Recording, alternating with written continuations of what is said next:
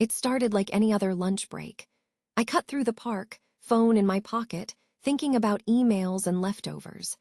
Then I saw it, a small black purse on a sun-warmed bench, no one around, quiet except for birds and a distant bus. My stomach did a small flip. Inside was a thick stack of cash, a driver's license, 2 credit cards, a lipstick, and a folded grocery list. I felt the weight of it in my hands and the clock in my head ticking. I knew one thing: I had to get it back to her. I'm an ordinary guy in my 20s with a regular job and rent due on the 1st. I don't chase drama. I try to do the right thing and keep life simple. But sometimes life hands you a moment that tests you in 5 seconds flat. The name on the ID gave me a start point. I called the bank on the card to report it found, then searched the name to find a number. Each ring felt long. When she picked up, her voice cracked, like relief broke through the line. We picked a public spot to meet, a coffee shop near the park. I showed her the ID, then the purse. She counted nothing, just hugged it like it was air and life at once.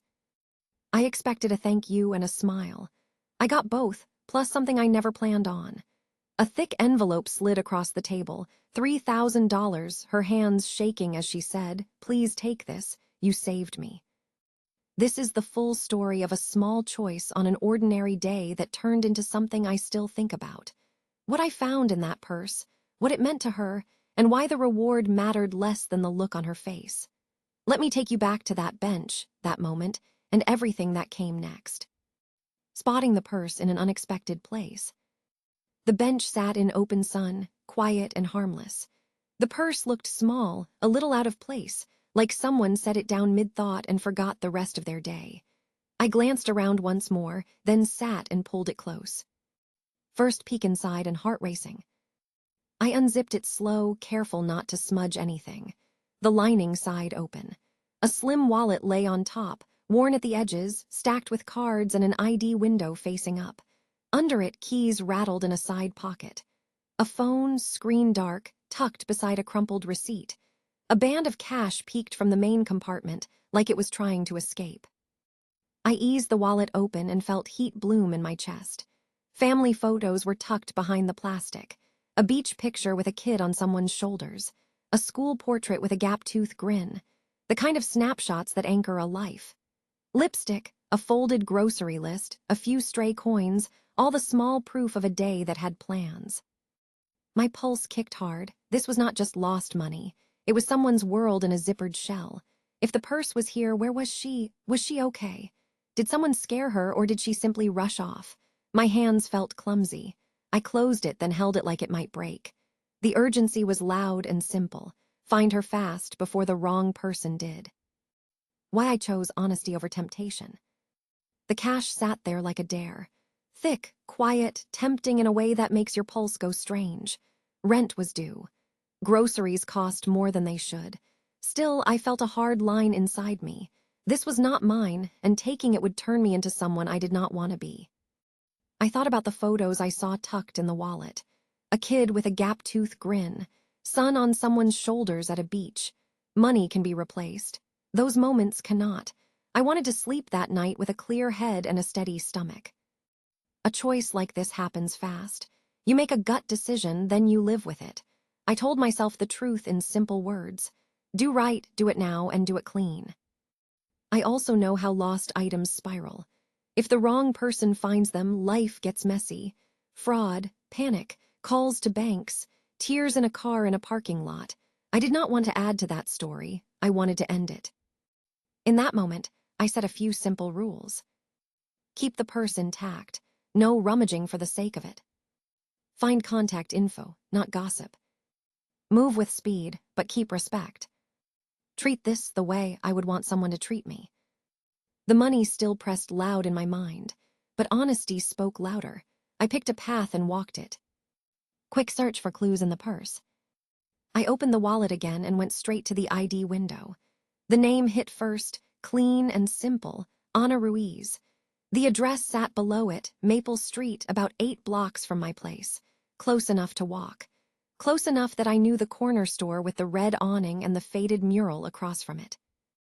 I did not dig through every pocket. I only checked what could help me reach her. I pressed the phone's side button. The screen blinked awake, 9% battery, a lock screen photo of a smiling girl with a backpack, 2 missed calls from Mom, 3 from an unknown number, and a text preview from a contact labeled work. That was enough.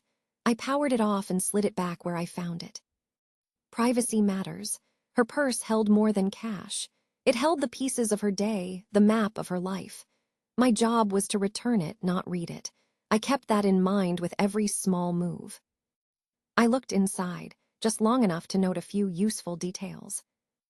A library card with the same name, Ana Ruiz, and the same address. A folded receipt from a market 2 blocks from Maple Street, time-stamped 20 minutes earlier. Keys on a small metal ring, one with a blue cover that said A. These small facts told a simple story. She was close. She had been here today. Someone, maybe her mom or her boss, was trying to reach her. Speed mattered more than comfort. I zipped the purse, stood up, and felt the weight of the choice settle in a good way. Time to bring Anna home what she lost, with every boundary respected. The drive to return it and building nerves. I walked to the coffee shop with the purse tucked close, like a fragile package I could not drop. Every block stretched. My palms felt slick, my breath a little short. I kept rehearsing what I would say. Your purse, everything is there, I am glad I found you. Simple, honest, no drama. My mind ran through bad outcomes. What if she did not show? What if she thought I took something? I kept the zipper pull aligned at the same angle, a small ritual to calm my head. I sat near the window, purse visible, ID ready. People came and went, cups clinked, steam hissed. I kept scanning faces. Then the door opened, and a woman paused like she had been holding her breath all day. Nerves should keep you careful, not frozen. I stood up and raised my hand. She saw the purse and moved fast, like hope finally beat fear. That was the moment the weight I had been carrying shifted. Not off my shoulders yet, but lighter, close. Her reaction when I handed it over. Her eyes widened first, then softened, like the room tilted back into place. She pressed her hands to her mouth, and tears gathered, quick and bright. When I held the purse out, she took it with both hands and pulled me into a tight hug. I could feel the tremble in her shoulders. Relief has its own pulse. She opened the zipper slowly, as if speed might change the outcome. Wallet, cards, keys, phone, the folded list, and the cash. She touched each thing like a roll call of small miracles, everything intact. She let out a shaky laugh, the kind that comes after you stop bracing for impact. "Please sit. Coffee?" she asked, voice still unsteady. We found a corner table. Between sips, she told me what happened. A doctor's visit that morning. A clean bill for something she had been worried about. She took a walk through the park to let out the stress. Set the purse down to retie a shoe, then got a call. She drifted, stood up, and left it behind. By the time she realized, her mind went to the worst places. Rent money, ID, photos. The idea of someone else going through it made her sick. She kept saying thank you, low and urgent, like gratitude had a beat. The warmth in that corner felt bigger than caffeine. It felt like a small disaster undone. The shocking $3,000 reward surprise. The envelope hit the table like a quiet thunderclap. I felt the weight first, then the heat in my face.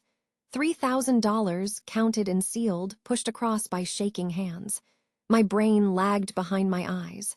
Part of me wanted to refuse. The other part saw what it meant to her, a thanks she could hold. She insisted. Not a tip, she said, a reward, a way to breathe tonight. I did not argue again. I took it with both hands and promised to use it well. The room felt brighter, like the lights found a higher setting. I walked out into sun with my heartbeat still loud in my chest. Honest choices rarely bring cash. This one did, and it came with a story I will tell for years.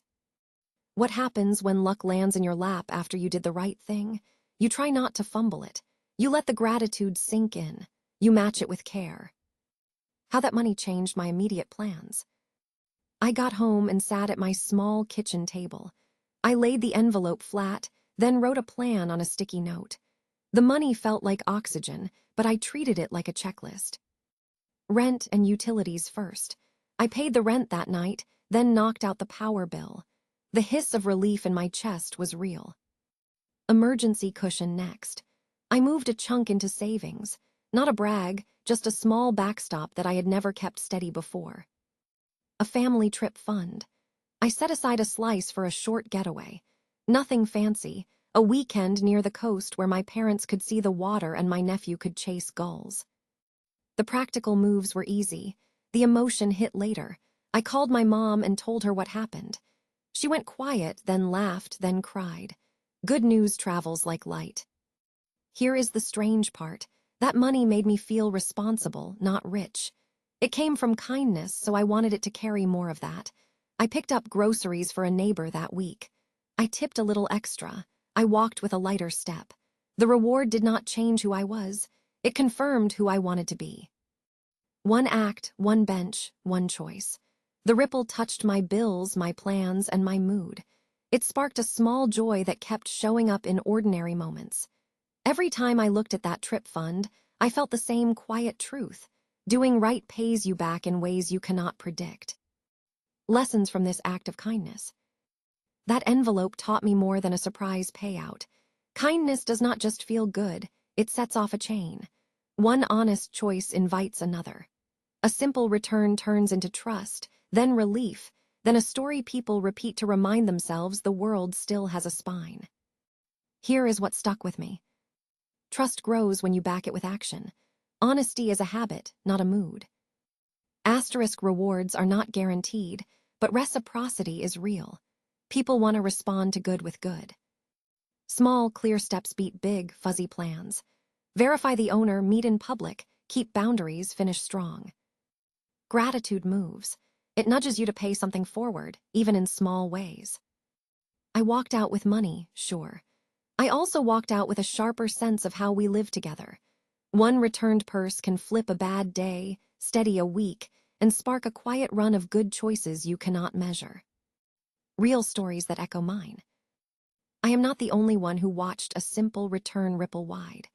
Local news loves these moments because they cut through the static. One case often cited involves a 17-year-old in California who turned in a purse and walked away with more than $3,000 in thanks. The number did not matter as much as the message. Honesty landed, and a scared owner got her life back in one piece. Other stories go the opposite way on rewards. A teen finds a wallet, refuses cash, and asks the owner to donate to charity. A delivery driver returns a bag left on a porch and gets a community fundraiser instead of a tip.